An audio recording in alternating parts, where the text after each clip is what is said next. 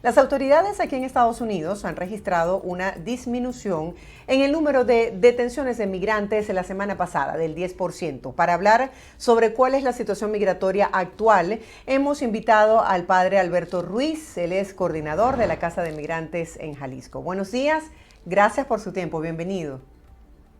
Hola, muy buenos días. Con mucho gusto. Sí, quisiera que nos pusieran en contexto, han dicho las autoridades de este país, de los Estados Unidos, que ha disminuido el número de detenciones de migrantes en la frontera entre México y Estados Unidos. ¿Cuál es la situación actual? ¿Ustedes siguen viendo una elevada presencia de migrantes o han notado realmente una disminución? Hasta el momento, esta noticia que apenas se dio la semana pasada, está todavía el número de migrantes que pasan el flujo normal. Aquí, Jalisco, en Guadalajara, donde nos encontramos, es un lugar de paso donde ellos van en una de las tres rutas que tiene el país de México hacia Estados Unidos. Estamos en la ruta más larga, en la ruta del Pacífico. Y el flujo de migrantes continúa normal, siguen pasando. Todavía yo pienso que una vez que lleguen a la frontera va a ser cuando ellos van a ver esta realidad de lo que está pasando actualmente. Se dice que muchos migrantes quedaron en shock con esta medida. Cuando usted ha tenido la oportunidad de hablar con ellos, ¿creen que una vez que ya se conoce a nivel general la medida del presidente Biden y las restricciones para los casos de asilo, las personas lo piensan dos veces antes de decidir venir acá a los Estados Unidos?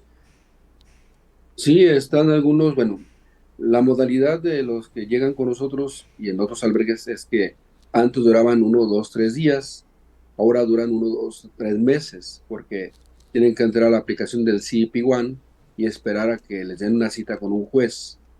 Pero ya ahora, con esta noticia que se ha dado la semana pasada, van a durar tal vez más tiempo esperando, no 1, 2, 3 meses, tal vez hasta 6. Eso sí ha generado para ellos una alarma, ¿verdad? Porque de por sí 3 meses era mucho, ahora pensar en 5 o 6 meses, pues es algo que ellos no tenían contemplado. Claro, grupos de derechos humanos incluso han criticado esta medida que se levantarán cuando los cruces irregulares bajen a un promedio de 1.500 al día, una cifra que no se registra desde el año 2020. ¿Cuáles son las expectativas que tienen los migrantes con respecto al hecho de que pueden hacer sus solicitudes formales de asilo desde México? Muchos de ellos, pues desafortunadamente han pensado entrar de manera irregular, cosa que tiene un alto costo económico y el riesgo de sus vidas, ¿verdad? Lamentablemente, ellos lo ven como una alternativa porque no pueden estar esperando tanto tiempo.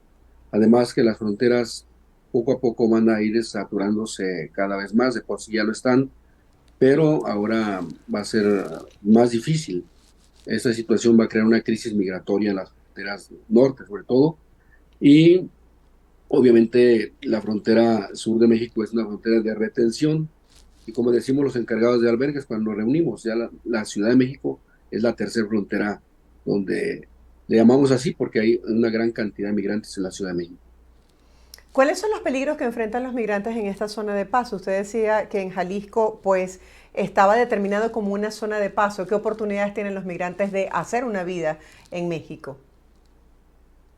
Ha habido personas pues que durante ese tiempo de la cita que duran 2, 3 meses consiguen un trabajo temporal y pueden ganarse el dinero y tener para después viajar en avión y poder incluso llegar a la frontera y algunos días poder conseguir pues pagar sus alimentos, un hospedaje, porque los albergues están saturados. Entonces la oportunidad de trabajo la tienen, obviamente que ellos no quieren quedarse en México, pero ese tiempo que duran con nosotros, 2, 3 meses, les damos la oportunidad que se vayan a trabajar para que tengan una plata suficiente para poder después hacer el viaje en avión hasta la frontera y esperar la cita del juez para entrar a Estados Unidos. ¿Cuál es la situación de los albergues en este momento y las casas que le brindan ayuda a los migrantes?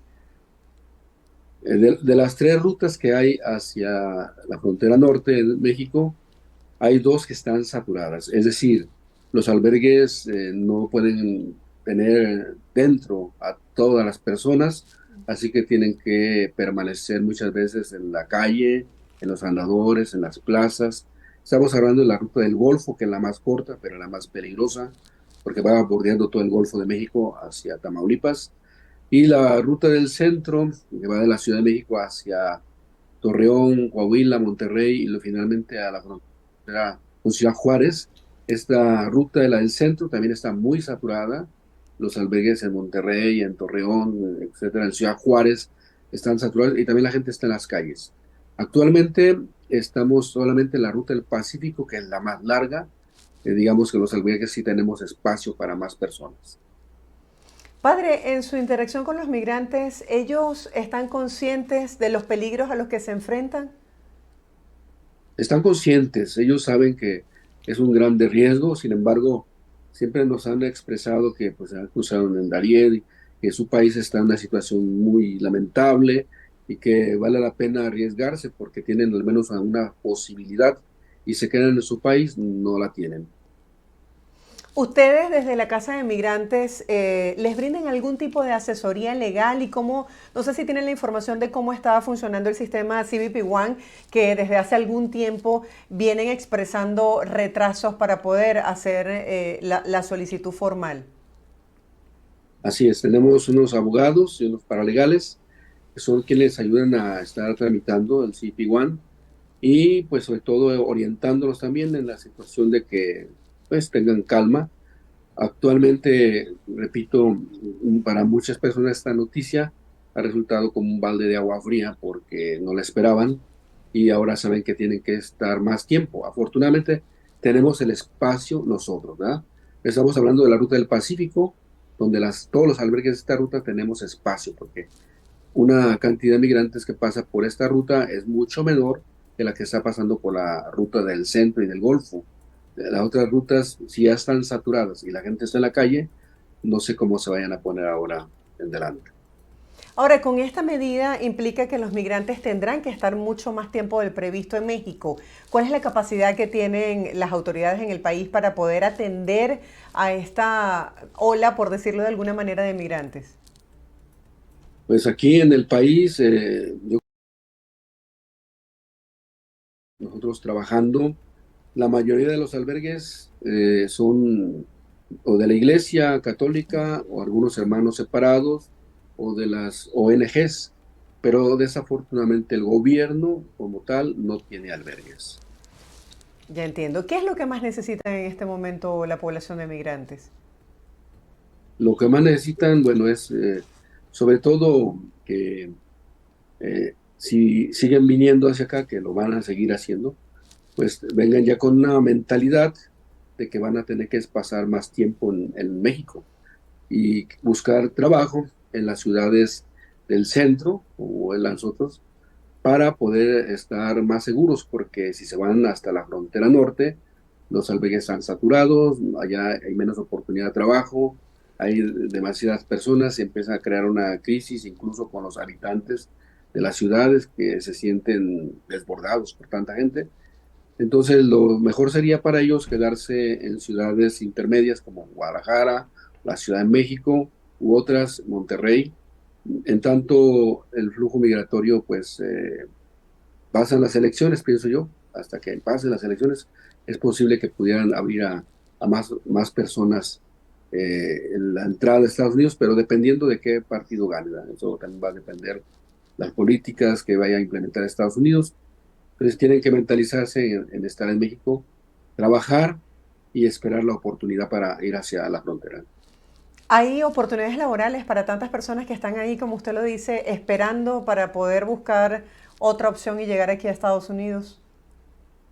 Sí la hay porque por más personas que vengan, México tiene más de 100 millones de habitantes, hay oportunidad de trabajo, no está muy bien remunerado, pero normalmente cuando están en un albergue como con nosotros, ellos no van a gastar ni en comida, ni en hospedaje, ni en medicinas, nosotros los apoyamos, así que lo que ellos ganan, aunque no es mucho, pues les queda libre, ¿ah? Y pueden ahorrar. En este momento, si habláramos del perfil de migrantes, ¿están llegando familias completas? Sí, nos llegan familias completas, a veces también viene nada más el papá con la esposa y ya tienen a los hijos allá, es como una reunificación familiar, o a veces viene alguno de los hijos porque el papá y la mamá y los hermanos ya están en Estados Unidos. Entonces son diferentes casos, pero solos, pero porque ya tienen su familia en Estados Unidos. ¿Cómo es visto el migrante desde México? México es un país de migrantes. México tiene una enorme cantidad. De los que pasan por aquí son muy pocos en relación a los que salen de México a Estados Unidos. Y afortunadamente hay solidaridad, ¿verdad? Hay comprensión y hay empatía.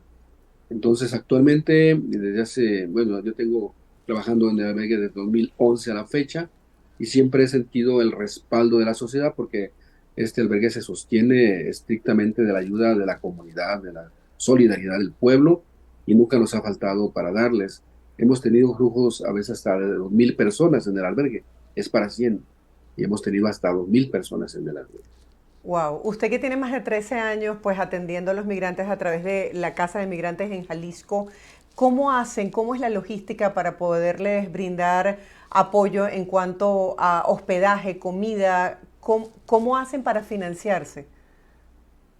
Y una de las formas, pues, es que a través de la solidaridad de las iglesias, como mi parroquia es una sola parroquia, pero estamos integrados por decanatos, se llama grupos de 10, 12 parroquias, y aquí en mi decanato todos son solidarios. Se dividen por mes, que me van apoyando con despensa, con alguna ayuda de ropa, etcétera, y buscamos el financiamiento económico a través de Cáritas, de la parroquia, de la diócesis y de la limosna de la gente. Entonces, por eso le digo yo que los albergues en realidad se sostienen por el pueblo y el pueblo es solidario, afortunadamente. Los niños, ¿cómo ven ese proceso en el que están en una espera? ¿Tienen derecho a la educación? ¿Reciben atención en materia de salud si lo requieren? Para ellos, nosotros brindamos el espacio y la oportunidad de estudiar está en las escuelas. Cuando van de paso, afortunadamente aquí a un lado del templo está una escuela. La buena relación que tenemos con la directora de esta escuela y a un kinder que está a un lado nos ha permitido que las mamás o los papás de los niños migrantes son admitidos para estudiar, ¿ah? Y también tenemos una preparatoria que es de la iglesia y ahí también son admitidos para preparatoria. Hay algunos jóvenes, pocos, que de ese nivel se quedan, pero ya la mayoría es cuando ya se quieren quedar en México, que están solicitando el refugio en México para seguir estudiando. Actualmente nosotros lo que hemos estado trabajando, estamos por inaugurar, tal vez en agosto, en septiembre, una casa nueva. Vamos a tener ya 3 casas nosotros. Esta casa se llama San José y va a ser para recibir ahí niños, niñas, mujeres o familias enteras que pueden estar aquí un tiempo o pueden quedarse ya como para el refugio y esta casa va a tener una guardería para que puedan salir a trabajar las mamás, papás. Va a tener un espacio en el parte de atrás como un parquecito para que los niños tengan además una ludoteca, espacios, especialmente una casa diseñada especialmente para niños y niñas. Esta casa todavía no la tenemos en función, pero en vista de lo que está pasando, hemos estado previendo y esta será la tercera casa que abrimos nosotros como parroquia. Tenemos otra que es para refugiados. Son departamentos para que familias enteras que ya quieren quedarse en México, se les prestamos por 6 meses o hasta por un año para que ellos puedan solventarse económicamente y después puedan ir a rentar. Esta es una casa con un departamento con una habitación con su closet, la recámara, un baño y sala, comedor, cocina y espacios comunes para... Ahorita tenemos a mente construidos 8 departamentos, queremos construir otros 8. Padre Alberto, ¿hasta cuándo pueden permanecer los migrantes o cuánto tiempo pueden estar allí recibiendo estos beneficios de la Casa de Migrantes en Jalisco? ¿Y cuál es la nacionalidad que lidera esta población de migrantes en México? La nacionalidad que ha liderado durante muchos años han sido los hondureños, ¿verdad? Estamos hablando bueno, desde que yo empecé, hace 13 años, han sido los hondureños, pero ciertamente de hace 6 años, cuando iba a entrar el presidente López Obrador, que él anunció que cuando entrara el gobierno iba a ser fronteras abiertas, país libre, pues se dejaron venir las caravanas. Fue cuando tuvimos hasta 2000 personas, ¿verdad? Entonces ya empezaron a surgir de países de Sudamérica, de Haití y hasta de África. Actualmente así estamos. Y actualmente ha crecido mucho el flujo migratorio de Venezuela, de Nicaragua, de Bolivia y de Ecuador. Padre, gracias por acompañarnos el día de hoy y compartir con nuestra audiencia de Buenos Días un poco cuál es la situación actual de los migrantes tras esta medida implementada por el gobierno o la administración del presidente Biden. Que tenga feliz día y será hasta un próximo encuentro. Gracias por estar con nosotros. Hasta pronto. Bueno, según cifras del ACNUR, 21 millones de personas están desplazadas en este momento en el continente americano. Hoy estuvimos conversando sobre este tema que sigue siendo noticia con Alberto Ruiz, él es coordinador de esta Casa de Migrantes en Jalisco, México.